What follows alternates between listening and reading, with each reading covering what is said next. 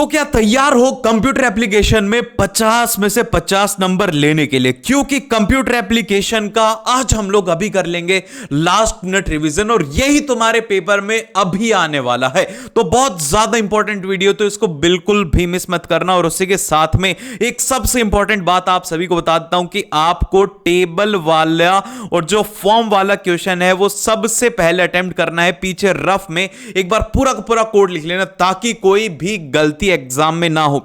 ये 200% आएंगे, तो सबसे पहले हम लोग इसी का ही इनको दो क्वेश्चन ही से ही स्टार्ट करेंगे ताकि आपका एक बार अच्छे तरीके से रिवीजन हो जाए। और उसी के साथ में ये आपकी क्लास 10th की लास्ट वीडियो है, तो मैं चाहता हूं कि हर एक स्टूडेंट इस वीडियो को लाइक करे, सब्सक्राइब करे। कोई जरूरत नहीं है, लेकिन एक कमेंट आप जरूर से करिएगा ताकि जब आप 7-8 साल बाद में देखोगे कि भैया हमारे क्लास 10th में हमने इस तरीके से पेपर दिए थे, तो बहुत ज्यादा अच्छा लगेगा। तो एज ए फेयरवेल गिफ्ट मैं आपसे मांग रहा हूं कि हर एक स्टूडेंट एक कमेंट तो जल्दी से करे। तो फिर अब चलिए बिना टाइम वेस्ट के स्टार्ट करते हैं। नेक्स्ट क्वेश्चन, ये बहुत ज्यादा फेमस क्वेश्चन है, हर साल एग्जाम में ये क्वेश्चन आएगा। आपके पास में चॉइसेस रहेंगी इसके अंदर कि आप टेबल बनाइए या फिर ये जो फॉर्म वाला क्वेश्चन है इसे जैसे सर्वे फॉर्म वगैरह आपको एग्जाम में पूछे जाएंगे।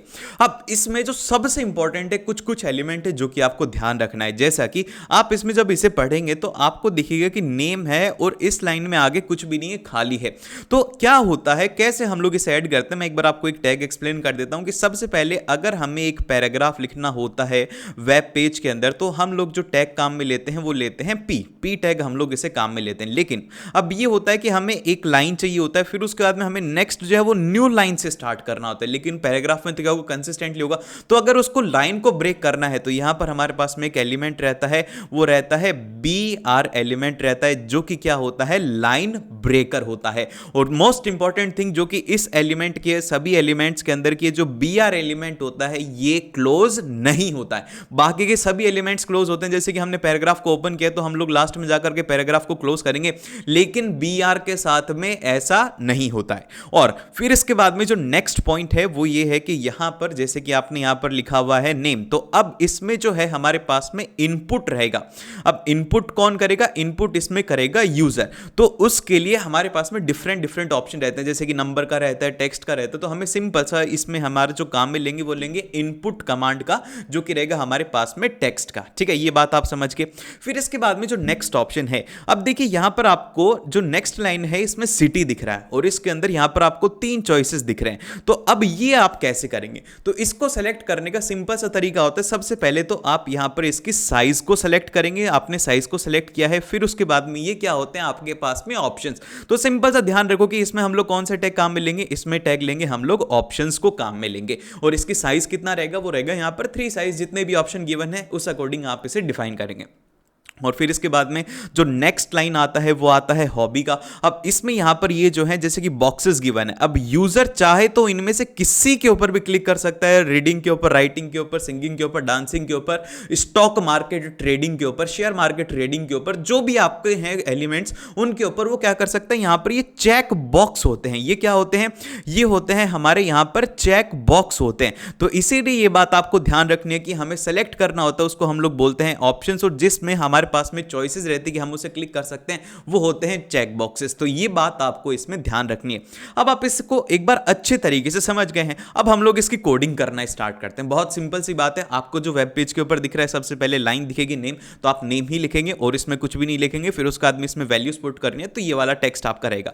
तो हमारा जो कोड है वो इस तरीके से स्टार्ट रहेगा कि सबसे पहले हम लोग क्या कर रहे हैं, एक फॉर्म कर रहे हैं, तो फॉर्म से हमने इसमें स्टार्टिंग करनी है। फिर इसके बाद में क्या है, नेम हमने लिखा। फिर उसके बाद में कैसा इनपुट चाहिए, इनपुट टाइप जो है वो हमें चाहिए टेक्स्ट। और फिर उसके बाद में हमने ब्रेक लाइन इसलिए किया है क्योंकि इसमें आप ध्यान से देखेंगे तो इस लाइन में आगे कुछ भी नहीं, नेक्स्ट जो है वो सिटी इसके नीचे से स्टार्ट हो रहा है। और जब सिटी नीचे से स्टार्ट हो रहा है तो इसके आगे भी कुछ भी नहीं है, तो यहां पर भी क्या आएगा, BR एलिमेंट आएगा। फिर उसके बाद में जो ऑप्शंस हैं वो इसके नीचे हैं, तो ऑप्शन इसके बाद में स्टार्ट होगा। ये बात समझने वाली जरूरी है कि अगर ये यहां पर आ जाते, जैसे कि ऑप्शन यहीं पे ही दिखते, तो हम लोग BR एलिमेंट को काम में नहीं लेते। लेकिन ऑप्शन जो है वो इसके नीचे वाली लाइन के अंदर है, तो हम लोग क्या लेंगे, यहां पर BR एलिमेंट को काम में लेंगे। ठीक है, तो यही हमने किया। सबसे पहले हमने साइज को सेलेक्ट किया, वो कितना है 3, जो कि हमारे पास में 3 ऑप्शन अवेलेबल हैं। फिर उसके बाद में ऑप्शन नंबर 1, तो ऑप्शन हमने लिखा, ऑप्शन टैग आ गया, फिर उसके बाद में ये आ गया न्यू दिल्ली, फिर हमने इस ऑप्शन को क्लोज कर दिया। फिर इसी तरीके से सेकंड ऑप्शन हमारे पास में रहेगा चेन्नई, फिर उस ऑप्शन को क्लोज कर दिया। फिर उसके बाद में थर्ड ऑप्शन रहेगा हैदराबाद, और फिर उसके बाद में उस ऑप्शन को क्लोज कर दिया। तो इस तरीके से आपके पास में 3 ऑप्शन की चॉइसेस हैं जो कि आप इस तरीके से फिल करेंगे। फिर लास्ट के अंदर आप लोग ये जो हमारा सेलेक्ट एलिमेंट था इसको आपको क्लोज करना है कि आप कितना सेलेक्ट कर रहे हैं, कौन सा एलिमेंट सेलेक्ट कर रहे हैं। इसको क्लोज करने के बाद में आप BR लाइन इसलिए ऐड करेंगे क्योंकि यहां पे जो नेक्स्ट एलिमेंट है हमारा हॉबी, वो इसकी नेक्स्ट लाइन से स्टार्ट हो रहा है, ना कि इस लाइन से। तो ये पूरा ये जो एलिमेंट था ये कौन सा था, ये था हमारा सिलेक्ट वाला एलिमेंट। तो सिलेक्ट वाला एलिमेंट जब खत्म हो गया तो फिर हॉबी वाला स्टार्ट होगा। और हॉबी में क्या है, हॉबी में कुछ भी नहीं है, सिंपल सा टेक्स्ट है। तो हमने सिंपल सा इसको क्या लिखना है, हमने सिंपल सा इसे लिखना है हॉबी, फिर उसके बाद में ब्रेक लाइन। और अब यहां पर इन सभी के अंदर हमें चेक बॉक्स गिवन है, तो हम लोग सिंपल सा इसके अंदर जो एंट्री करेंगे वो इस तरीके से करेंगे, रीडिंग आ गया। फिर इसके बाद में इनपुट टाइप कैसा है, वो है चेक बॉक्स। फिर इसके बाद में नेक्स्ट आया राइटिंग, इसका इनपुट टाइप कैसा है, वो है चेक बॉक्स। और एक बात ध्यान रखें कि सबसे पहले एक लाइन के अंदर रीडिंग और राइटिंग है, फिर नेक्स्ट लाइन से सिंगिंग और डांसिंग स्टार्ट हो रहा है। तो यहां पर हम लोग फिर से BR एलिमेंट को काम में लेंगे। तो यही हमने यहां पे किया। फिर इसके बाद में जो हमने नेक्स्ट काम में लिया, जैसे singing input type check box हो गया, फिर उसके बाद में dancing input type check box हो गया।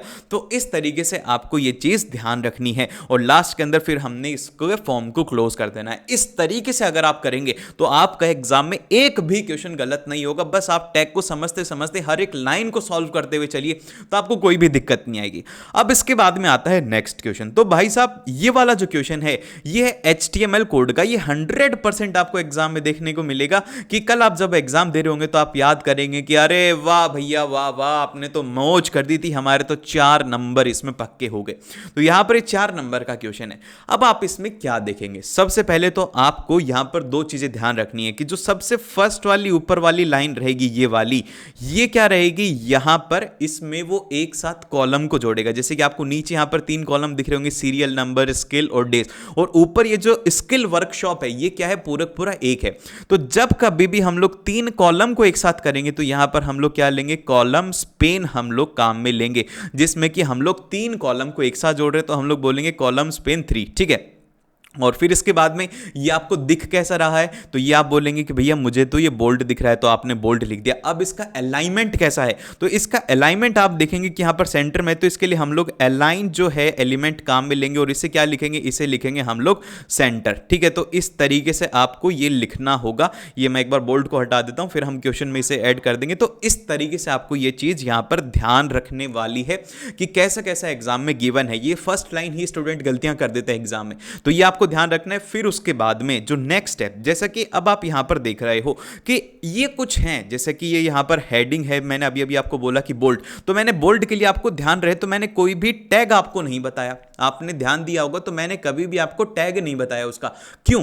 क्योंकि अगर आपको किसी भी एक रो के अंदर, जैसा कि इसमें जो चीजें चलती हैं वो कैसे चलती हैं, रो के अकॉर्डिंग चलती है, तो रो के लिए हम लोग TR काम में लेते हैं। ये कैसे वर्क करता है कि सबसे पहले आप यहां पर ये जो एंट्री करेंगे इस फर्स्ट वाली रो की करेंगे, फिर उसके बाद में सेकंड रो की एंट्री करेंगे, कॉलम वाइज इसमें एंट्री रहेगी। और यहां पर ये जो हर एक सेल है, ये जो हर एक सेल है यहां पर, ये क्या होता है, ये होता है हम सेल के अंदर यहां पे एंट्री करते हैं।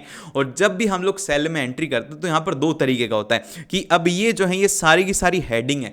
तो जब कभी भी हमें किसी भी सेल के अंदर अगर एंट्री करनी होती है in the form of heading, तो उसके लिए हम लोग क्या यूज में लेते हैं, उसके लिए हम लोग लेते हैं TH यूज में लेते हैं। फिर हमें जैसे कि एंट्री चाहिए होती है, फिर उसके बाद में हम लोग उसे TH एलिमेंट को क्लोज कर देते हैं।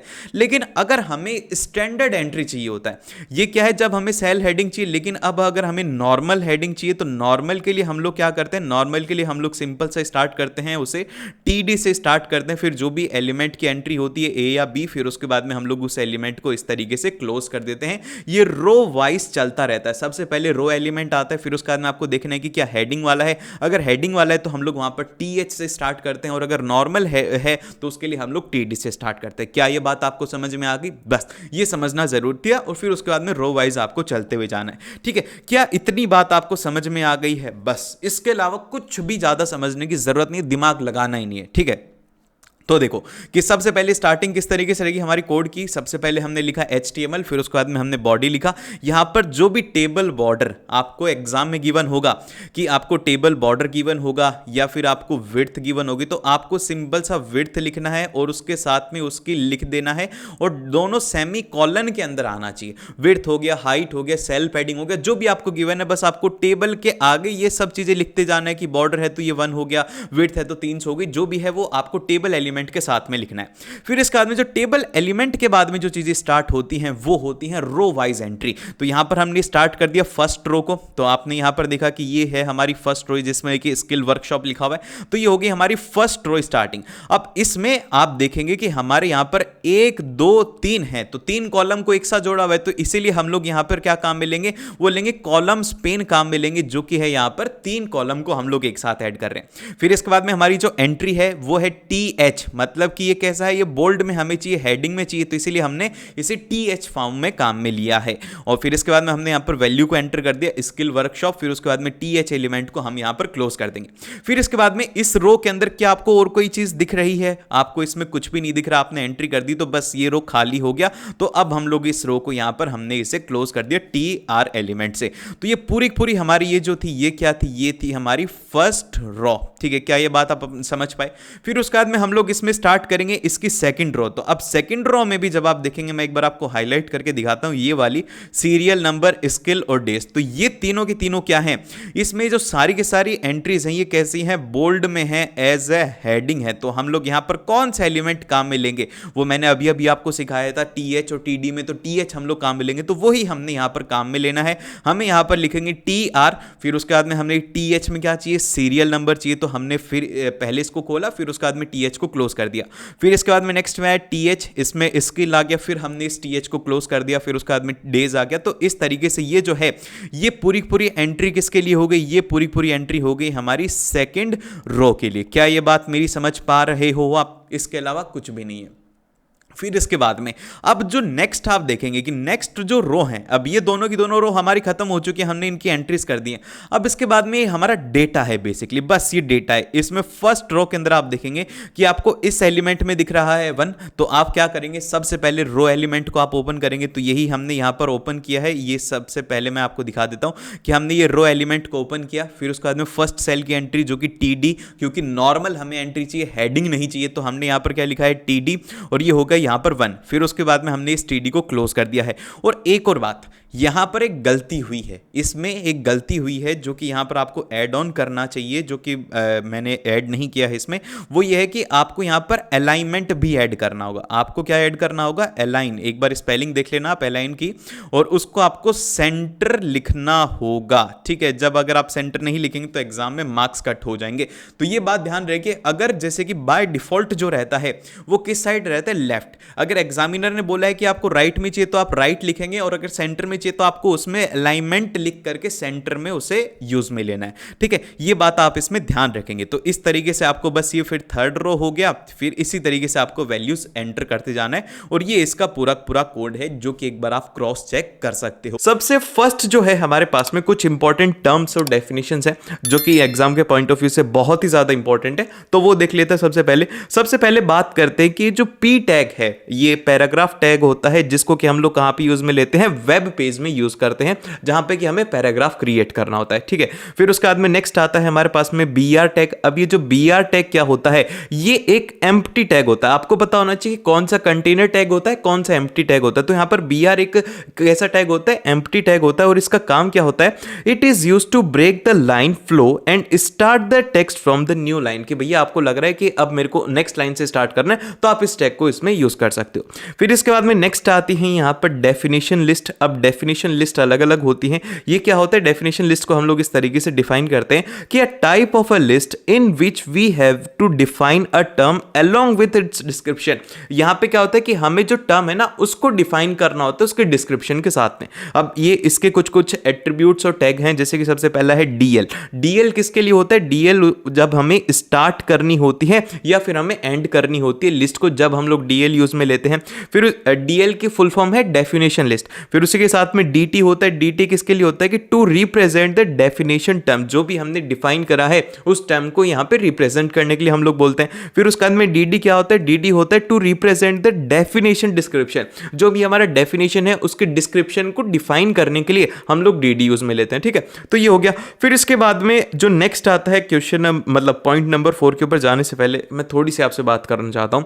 वो ये है कि यार आप लोगों ने बहुत ही अच्छे तरीके से अपनी क्लास 10th करी है, अब थोड़े टाइम में आप क्लास 11th में चले जाओगे, तो मैं चाहता हूं कि आप एक कमेंट कोई भी हो, चाहे से हर एक जो स्टूडेंट देख रहा है एक कमेंट जरूर से करना, चाहे से वो आप हार्ट का इमोजी करो, कुछ भी करो, ताकि पता लगे कि भाई इतने सारे स्टूडेंट्स थे। और जब मैं कमेंट्स खोल के देखूं तो बहुत अच्छे अच्छे कमेंट्स मिलते हैं, तो इसलिए एक वैल्यूएबल आपका एक कमेंट बहुत ज्यादा वैल्यूएबल, लाइक करना नहीं करना आपकी मर्जी, लेकिन कमेंट आज आपको जरूर से करना है। जितने व्यूज है ना उससे ज्यादा कमेंट्स होने चाहिए। देख लो अब आपके ऊपर है। ठीक है, तो सबसे फर्स्ट अब हम लोग बात करते हैं यहाँ पे कुछ इंपॉर्टेंट, जैसे कि मतलब फुल फॉर्म से जो कि आपको पता होना चाहिए। सबसे पहले है HREF, ये किसके लिए होती है, हाइपर टेक्स्ट रेफरेंस हम बोलते हैं। फिर उसके बाद में HTML होता है, इसको हम लोग बोलते हैं हाइपर टेक्स्ट मार्कअप लैंग्वेज। फिर उसके बाद में गिफ, ये जरूर से ध्यान रखना, गिफ क्या होता है, ये होता है हमारे पास में ग्राफिक इंटरचेंज फॉर्मेट। गिफ होता है ये, GF नहीं होता, ये गिफ है, इसमें एक आई है बीच में, ग्राफिक इंटरचेंज फॉर्मेट। फिर उसके बाद में जो नेक्स्ट आता है वो आता है PNG। PNG की फुल फॉर्म रहती है पोर्टेबल नेटवर्क ग्राफिक। ठीक है, तो ये कुछ इंपॉर्टेंट हमारी फुल फॉर्म है जो कि आपको ध्यान रखनी चाहिए। फिर उसके बाद में JPG हो गया या फिर JPEG हो गया, दोनों की एक ही फुल फॉर्म है।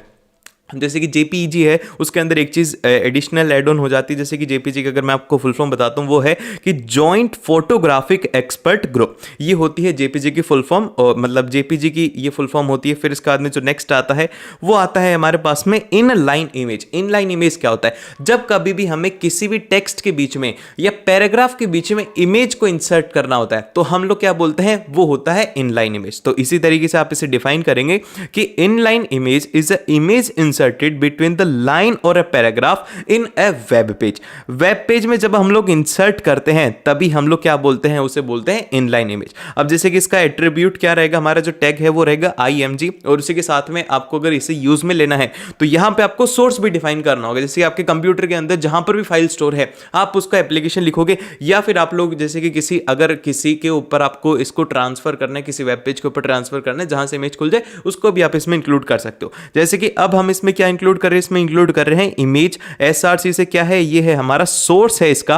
फिर उसके बाद में हम बोलते हैं इसे बोलेंगे यहां पर कि CABC, जो भी हमारी इमेज का है लास्ट में लिख देंगे .jpg, और फिर इसके बाद में इसे क्लोज कर देंगे। और अगर मान लो कि हमारी इमेज क्या होती है, खुलती नहीं है, तो उस केस में क्या होना चाहिए, उस केस में आप चाहते हो कि यहां पे दिखे कि माय पिक्चर। अगर आपकी इमेज फॉर्म नहीं हो रही, आपकी इमेज नहीं शो हो रही, तो आप क्या बोलोगे, वहां पर माय पिक्चर लिखाना चाहिए। तो इसके लिए आप क्या यूज में लेंगे, इसके लिए आप यूज में लेंगे alt। ठीक है, तो alt इसके लिए यूज में लिया जाता है, इट इज यूज्ड। ये बहुत बार एग्जाम के अंदर क्वेश्चन आता है कि alt एट्रीब्यूट कब यूज में लिया जाता है इमेज के केस में, तो हम इसे बोलेंगे कि it is used to provide the alternate text which will display when the image is not able to display. जब हमारी जो इमेज है वो डिस्प्ले नहीं होती तो उस केस के अंदर क्या होगा कि ये टेक्स्ट वहां पर डिस्प्ले हो जाएगा।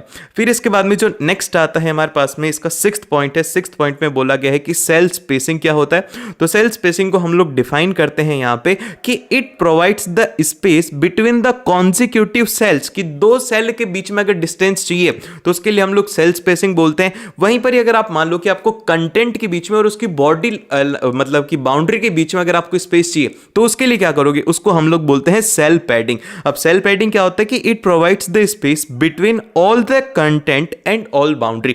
जितने भी हमारा कंटेंट और बाउंड्री के बीच में जो स्पेस है वो सेल पैडिंग के थ्रू आता है। फिर इसके बाद में नेक्स्ट आता है ब्लॉग। ब्लॉग क्या होता है भैया, ब्लॉग एक बेसिकली एक वेबसाइट होती है। It is a type of a website or a section of a website where the individual or a group regularly post content, कि जहां पर रेगुलरली कंटेंट को पोस्ट किया जाता है उससे बोला जाता है ब्लॉग। और ये कहां पर होता है, ये इंटरनेट के ऊपर होता है अलग अलग, जैसे कि आपने देखा होगा कि बहुत न्यूज़ वाले जो हैं वहाँ पर आपको न्यूज़ देखने को मिलती हैं। तो ये क्या होते हैं, एक व्लॉग होते हैं जहाँ पर आपको इन्फॉर्मेशन मिलती है। इसमें टेक्स्ट और इमेज दोनों रहते हैं। फिर इसके बाद में जो नेक्स्ट आता है वो आता है वेब एड्रेस। अब वेब एड्रेस क्या होता है, वेब एड्रेस को हम लोग डिफाइन करते हैं। वेब एड्रेस का एक और नाम होता है, ये होता है यूनिफॉर्म रिसोर्स लोकेटर, जिसको कि हम लोग यूआरएल भी बोलते हैं।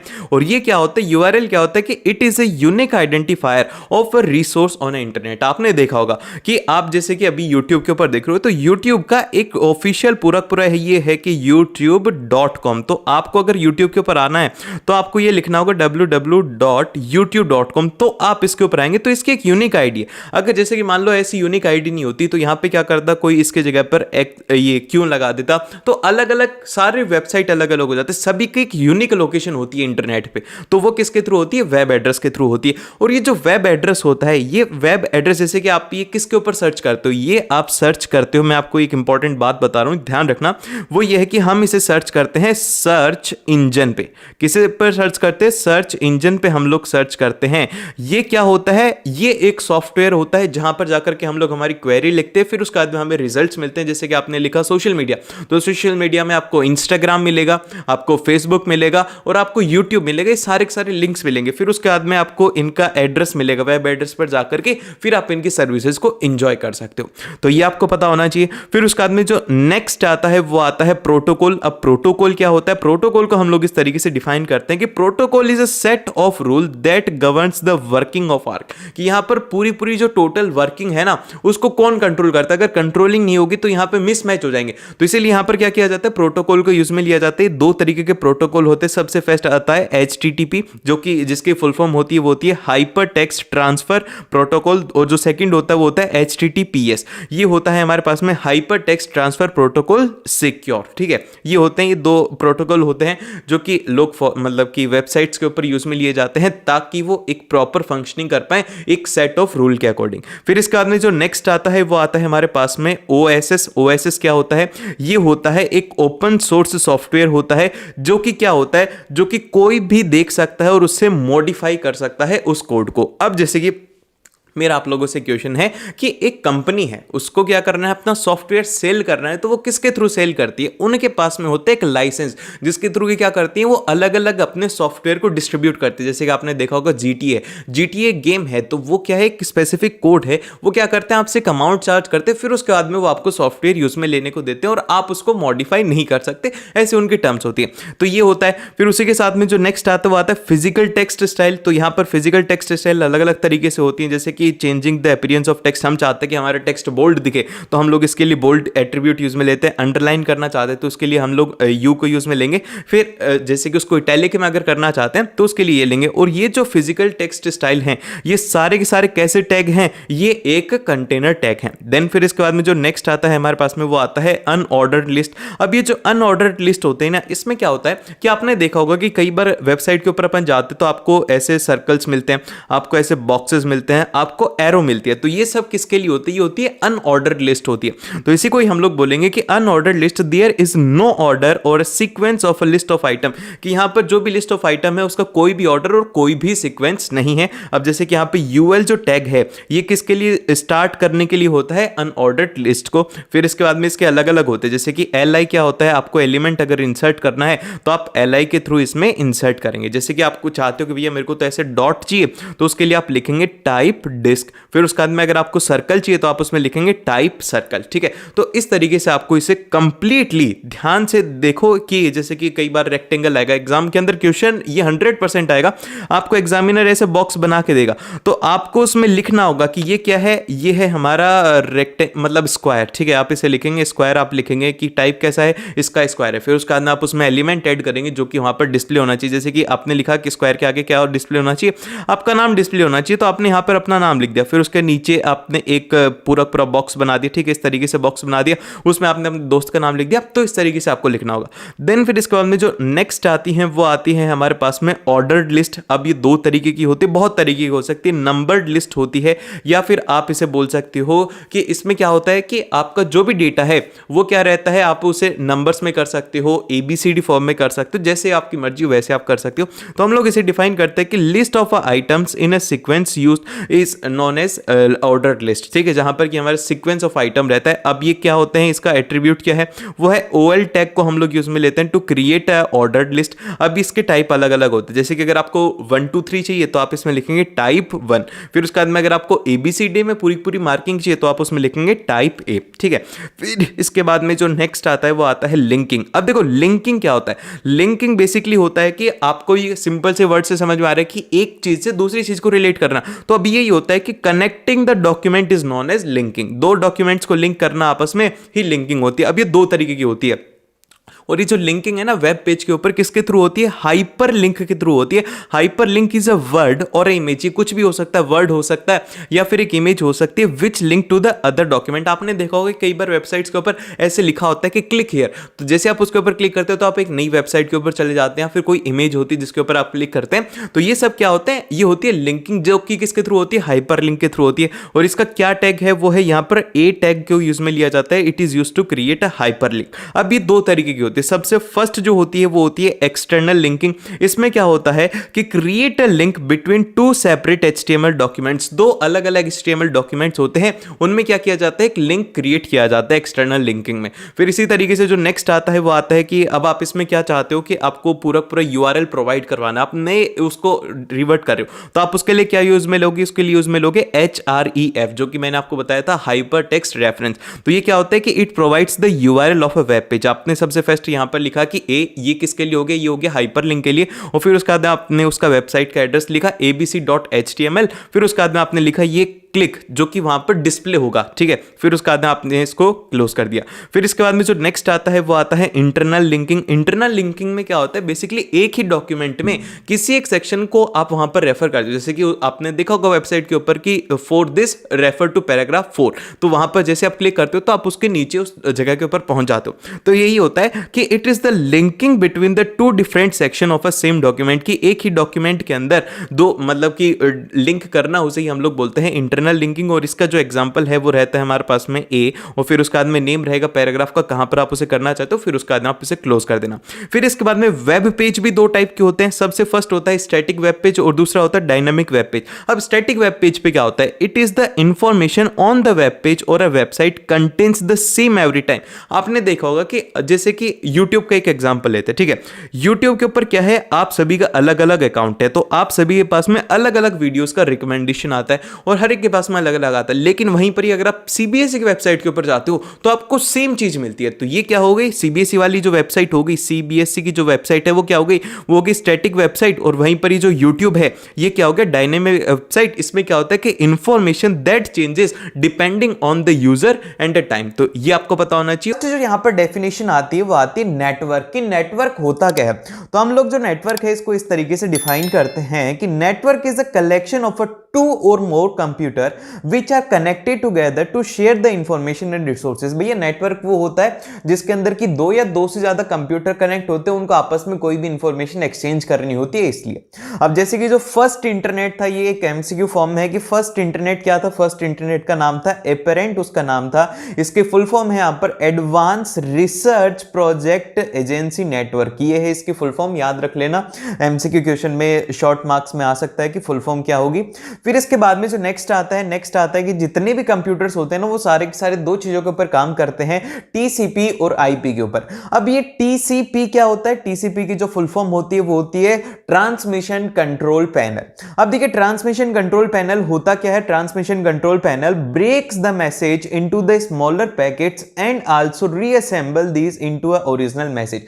मतलब क्या होता है भैया, मतलब ये हुआ कि जैसे कि मान लो कि आपके पास में ना इतना मैसेज है कोई, तो कि ये क्या करेगा, TCP क्या करता है कि उसको छोटे छोटे पैकेट्स के अंदर कर देता है, फिर उसके बाद में उसको डिलीवर करता है, जिससे कि उसको डिलीवर करना आसान हो जाता है। और फिर इसके बाद में जो नेक्स्ट आता है वो आता है कि हमारे पास में IP क्या होता है, IP इंटरनेट प्रोटोकॉल होता है। इसको हम लोग डिफाइन करते हैं कि address part of each packet, कि एड्रेस क्या होगा हर एक पैकेट का, वो होता है यहां पर इंटरनेट प्रोटोकॉल। अब हम देखते हैं कि जो हमारा इंटरनेट है ना, इसके यूजेस क्या क्या हैं। तो सबसे पहला जो यूज आपको लिखना है एजुकेशन लिखना है, दूसरा रिसर्च है, तीसरा ऑनलाइन पेमेंट हो गया, सोशल नेटवर्किंग साइट्स वगैरह होगी, इन सभी में इंटरनेट को यूज में लिया जाता है। अब इसी के बाद में हम लोग बात करते हैं कि एडवांटेज क्या क्या है इंटरनेट के। अभी हम लोग ये जो इंटरनेट यूज कर रहे हैं इससे क्या कोई फायदा भी होता है क्या? भैया पूरे ही फायदे हैं। सबसे पहला जो यहाँ पर इजी है वो है यहाँ पर क्या आप इजीली कम्युनिकेट कर सकते हो। सेकंड है कि publishing a document on internet saves paper, क्योंकि जैसे कि अगर आप बुक खरीदते हो तो बुक के अंदर पेपर होते हैं, और वहीं पर अगर आप ऑनलाइन कोई डॉक्यूमेंट पढ़ रहे हो तो उसके अंदर पेपर की सेविंग होती है। तो ये इसका एडवांटेज होता है। और इससे अच्छा कि है ना बुक प्रिंट करते हो उससे अच्छा तो ये होता है कि वही जो डॉक्यूमेंट है उसको लाखों लोग देख लें, जिससे कि क्या होगा कि लाखों पेड़ बच सकते हैं। फिर इसके बाद में नेक्स्ट आता है कि great access to the information which reduces the research time. अब इसका क्या मतलब हुआ, जैसे कि फॉर एग्जांपल के लिए अभी आप कंप्यूटर एप्लीकेशन का ये आपको वीडियो मिल गई जिसके अंदर की पूरा सिलेबस है। अभी यही अगर वीडियो आपको नहीं मिलती तो आप क्या करते, बुक ढूंढते, फिर बुक से पढ़ते, फिर उसके बाद में उसके नोट्स बनाते, फिर ये सब काम करते। लेकिन अभी आपका काम कितना आसान हो गया, आपने आए यूट्यूब के ऊपर हमारे चैनल को सब्सक्राइब किया हुआ था तो सीधी वीडियो आई कि भैया कंप्यूटर एप्लीकेशन का फुल सिलेबस रिवीजन कर लो, और तुमने फुल सिलेबस रिवाइज कर लिया। तो ये होता है यहां पर कि आपका रिसर्च का टाइम उसमें बच जाता है। फिर इसके बाद में नेक्स्ट आता है कि valuable resources for the companies. ये कंपनीज के लिए काफी ज्यादा एक वैल्यूएबल रिसोर्स होता है। अब ऐसा नहीं है कि इसके एडवांटेज हैं, अब इसके डिसएडवांटेज भी होते हैं इंटरनेट के। सबसे पहला यहां पर आता है कि साइबर फ्रॉड बहुत ज्यादा हो जाता है। जैसे कि वो स्कैम आप लोगों ने सुना होगा कि सर आपके फोन पर एक ओटीपी आया है, आप बताइए मैसेज, और जैसे ही वो बता देते हैं ओटीपी उतने में बैंक खत्म। और फिर इसके बाद में नेक्स्ट आता है कि major source of a computer virus. सबसे ज्यादा जो कंप्यूटर वायरस है वो इंटरनेट से ही आते हैं, सारे इंटरनेट के ऊपर ही वायरस पड़े हैं। फिर इसके बाद में जो नेक्स्ट पॉइंट आता है वो आता है कि difficult to check the accuracy of information. ये एक इसका सबसे बड़ा डिसएडवांटेज है कि आपको पता नहीं लगता कि वो जो इंफॉर्मेशन है वो कितनी ज्यादा सही है।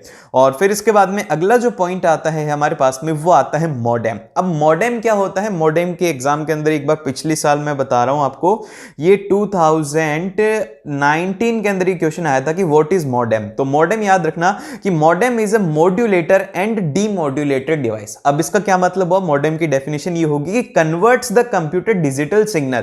कंप्यूटर जो होता है वो हमेशा डिजिटल सिग्नल जनरेट करता है, उसको वो किस में कन्वर्ट करता है, वो करता है एनालॉग सिग्नल में, एंड ट्रांसमिट वाया टेलीफोन और a landline line and vice versa. कि मतलब क्या होता है कि जैसे कि हमारा जो कंप्यूटर होता है, कंप्यूटर क्या करता है कि डिजिटल एक सिग्नल जनरेट करता है, जिसको कि मॉडेम जो है उसको क्या कर देता है, एनालॉग सिग्नल के अंदर कन्वर्ट कर देता है। तो यही जो प्रोसेस होती है इसी को मॉड्यूलेटर और डीमॉड्यूलेटर कहा जाता है। फिर इसके बाद में जो नेक्स्ट पॉइंट आता है वो आता है वाईफाई। वाईफाई की फुल फॉर्म क्या होता है, वो होता है वायरलेस फिडेलिटी। ठीक है, वायरलेस फिडेलिटी इसकी फुल फॉर्म होती है। और ये होता क्या है वाईफाई, वाईफाई को हम लोग डिफाइन करते हैं कि wireless network technology that utilises the radio frequency to transfer data. एक ऐसी वायरलेस नेटवर्क टेक्नोलॉजी है जिससे कि रेडियो फ्रीक्वेंसी को यूज करके डेटा को एक जगह से दूसरी जगह पर ट्रांसमिट कर देती है। और फिर इसके बाद में जो नेक्स्ट आता है वो आता है हमारे पास में LTE, जो कि आप लोगों के फोन में है ना।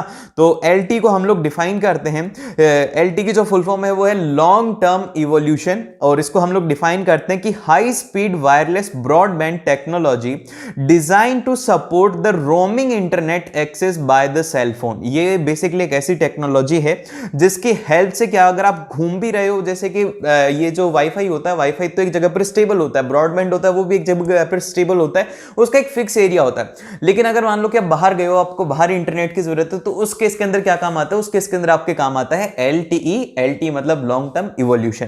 फिर इसके बाद में नेक्स्ट जो यहाँ पर डेफिनेशंस आती है, जैसे कि वेब पेज हो गया, वेबसाइट हो गया, वेब ब्राउजर हो गया, ये सारी की सारी इंपॉर्टेंट है, तो ध्यान से सुनना। सबसे पहली जो आती है वो आती है वेब पेज। वेब पेज क्या होता है, जैसे आप किसी भी एक वेबसाइट के ऊपर जाते हो तो आपको कोई एक आर्टिकल मिलता है ना, वही वेब पेज होता है। तो हम लोग इसको डिफाइन करेंगे कि a backbone of a world wide web. ये बैकबोन है किसकी, वर्ल्ड वाइड वेब, जिसको कि हम लोग बोलते हैं www। ये होती है इसकी फुल फॉर्म, जो कि इंटरनेट का एक सबसे ज्यादा इंपॉर्टेंट पार्ट है, क्योंकि पूरा इंटरनेट इसी के ऊपर ही बेस्ड है। और फिर इसके बाद में नेक्स्ट आता है कि made up of a file और अ डॉक्यूमेंट। की एक वेब पेज जो होता है वो किसी एक फाइल से या फिर किसी डॉक्यूमेंट से मिलकर के बना होता है।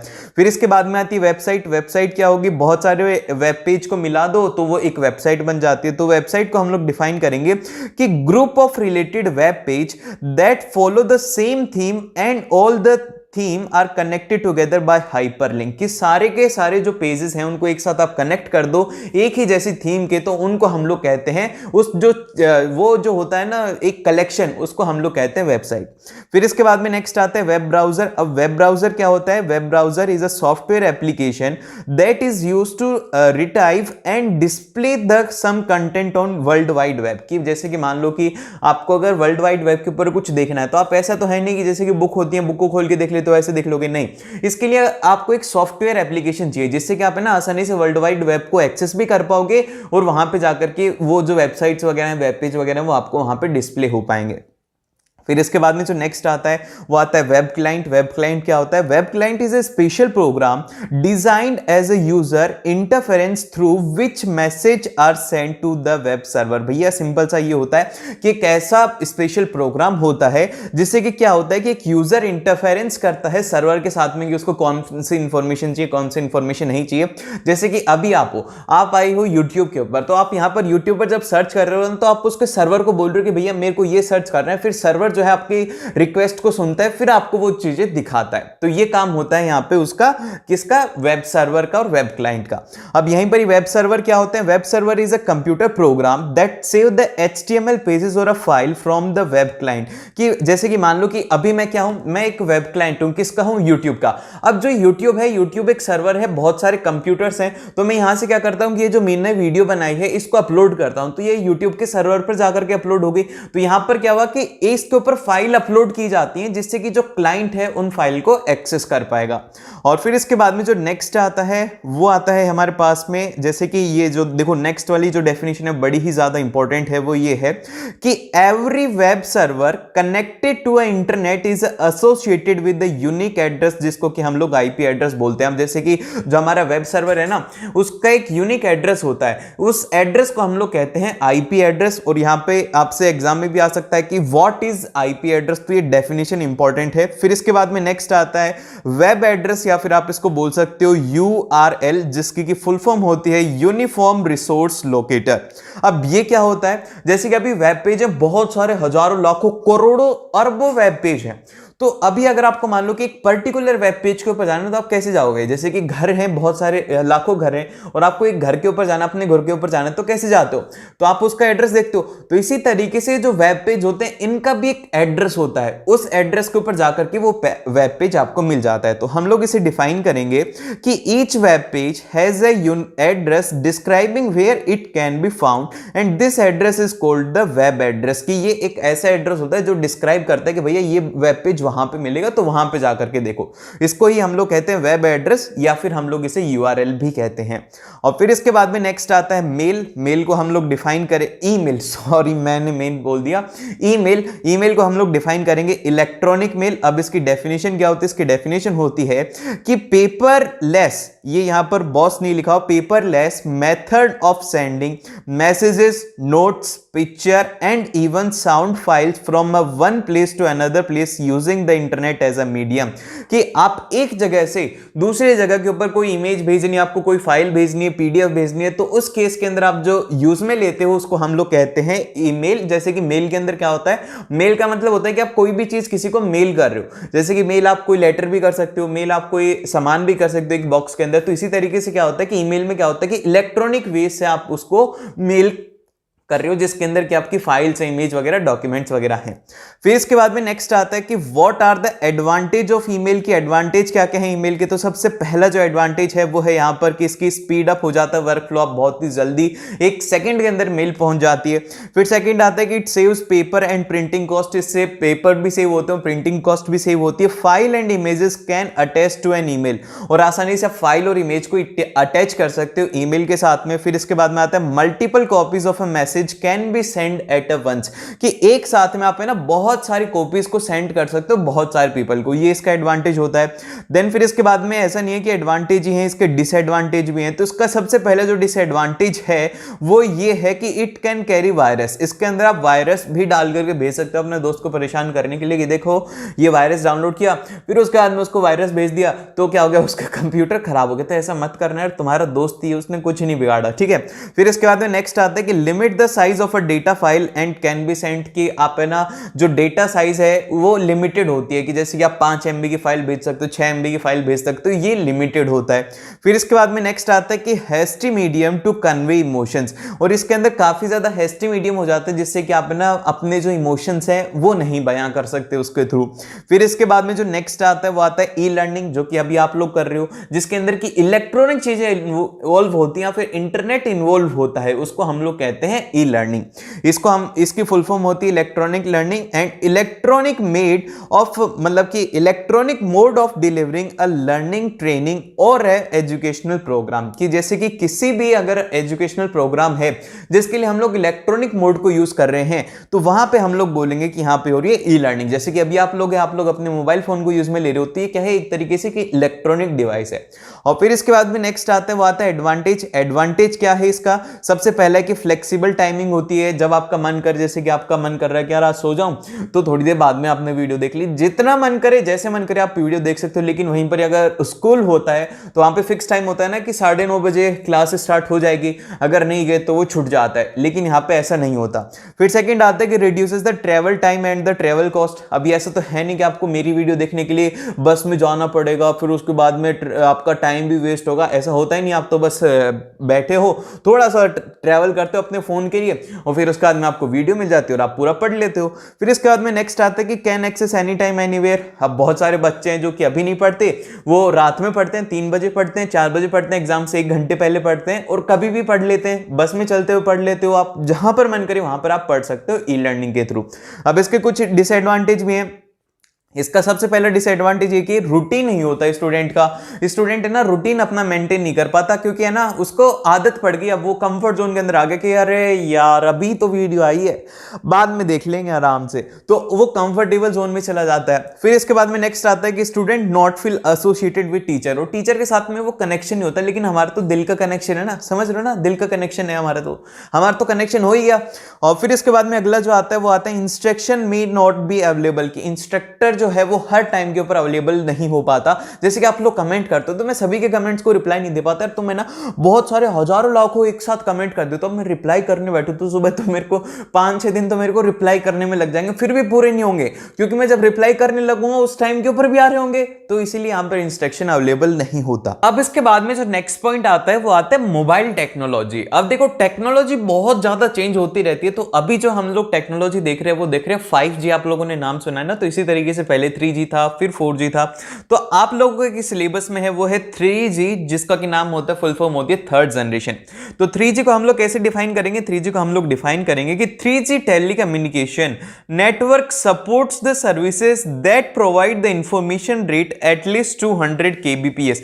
थर्ड जो जनरेशन थी उसके अंदर जो 200 kbps तक की स्पीड आती थी। जैसे कि मैं आपको बताऊं, जो 1G था ना, मतलब कि फर्स्ट या फिर सेकंड जनरेशन जो थी, सेकंड जनरेशन, ये मान लो कि सेकंड जनरेशन में इंटरनेट आया था, तो इसके अंदर जो स्पीड थी पता है वो कितनी थी, 1 kbps, 1 kb की स्पीड आती थी और उसमें इंटरनेट चल रहा था। अब देख लो तुम्हारे पास में MB में स्पीड आती है, और अगर 5G होगा तो उसमें GBps में स्पीड आती है। तो ये होता है 200 kbps इसमें स्पीड थी।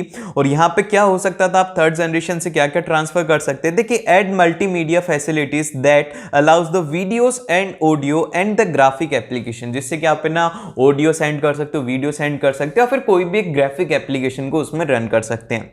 फिर इसके बाद में जो नेक्स्ट आता है वो आता है फोर्थ जनरेशन ऑफ इंटरनेट, जो कि अभी थोड़े टाइम पहले थी, पिछले साल थी, अब नई जनरेशन आ चुकी है, वो आ चुकी है 5G।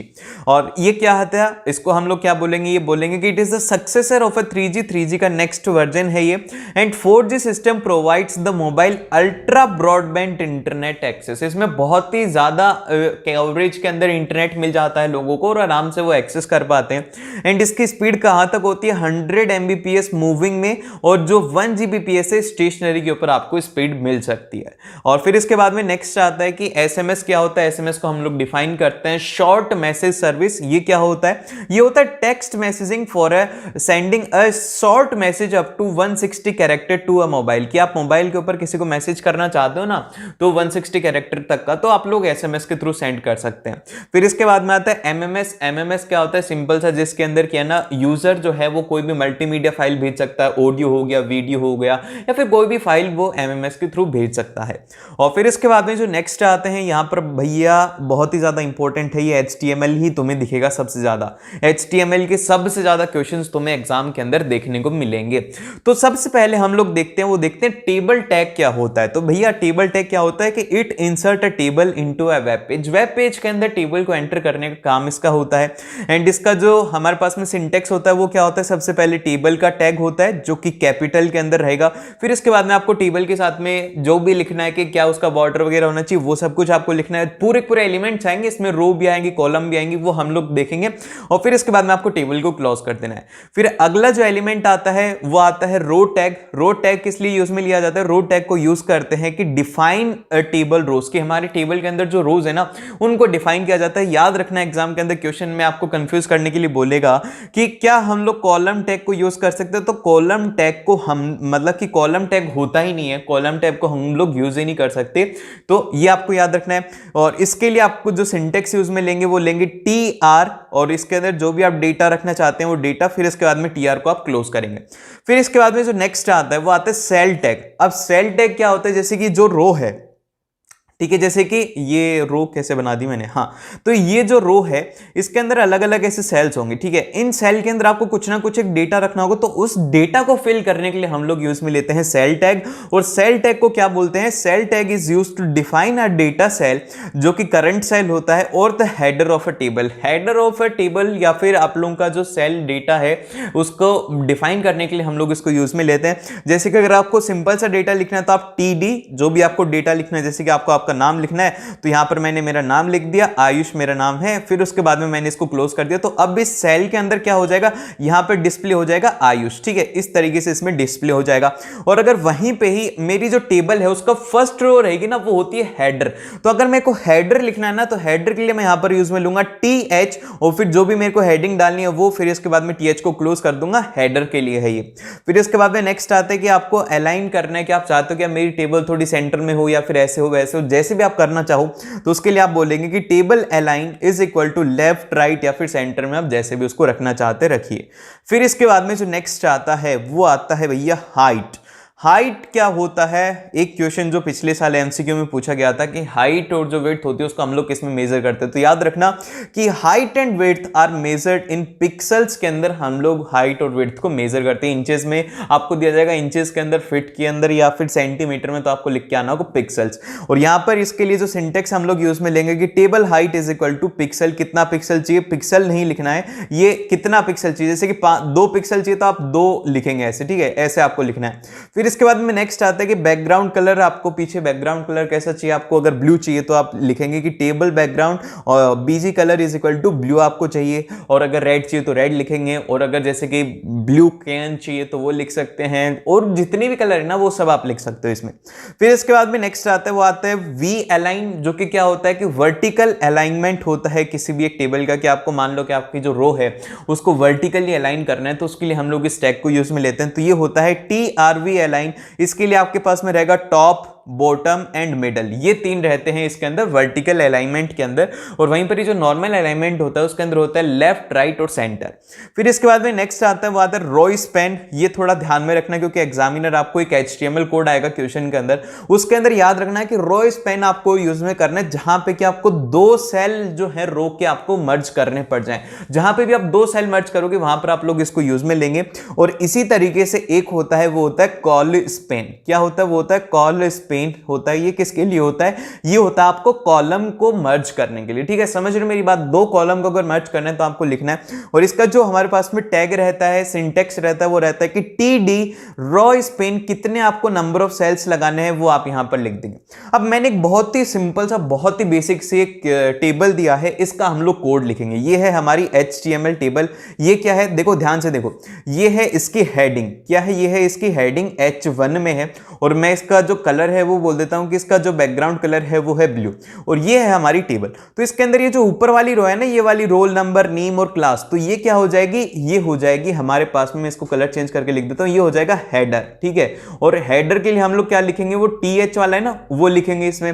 फिर इसके बाद में नेक्स्ट में जितनी भी एंट्रीज है वो लिखेंगे, लेकिन यहां पर याद रखो कि ये जो 12th वाला है ना, ये 2 रो सेल्स को मिला करके बना हुआ है, 2 सेल इसमें मर्ज हो रहे हैं। तो यहां पे कौन सा काम आएगा, वो आएगा रॉयस पेन, इसमें काम आएगा। तो देखो यहां पे ये है इसका पूरा का पूरा कोड। तो हम लोग इसका कोड लिखना स्टार्ट करते हैं। ऐसे ही आपको एग्जाम के अंदर लिख करके आना है, फुल मार्क्स मिलेंगे। तो सबसे पहले हम लोग लिखेंगे HTML, फिर उसके बाद में हेड के अंदर कुछ भी नहीं है, हेड को हमने क्लोज कर दिया। फिर इसके बाद में मैंने कहा था बॉडी बैकग्राउंड हमने क्या रखा हुआ है, वो रखा हुआ है रेड, इसके अंदर बॉडी बैकग्राउंड रखा हुआ है, मैंने शायद हाँ रेड ही बोला है। फिर इसके बाद में नेक्स्ट आएगा कि H1 जो कि हमारी हेडिंग है, मैंने आपको कहा था कि उसमें जो हेडिंग लेवल है वो है 1, तो हमने यहां पर लिखा हेड HTML टेबल, फिर इसको क्लोज किया है। फिर इसके बाद में जब हम टेबल को स्टार्ट कर रहे हैं ना, तो आपको ये मेंशन करना जरूरी है कि उसका बॉर्डर कितना, अगर नहीं दिया हुआ है कि कितना है, तो आप उसका 1 बाय डिफॉल्ट लेकर के चलेंगे।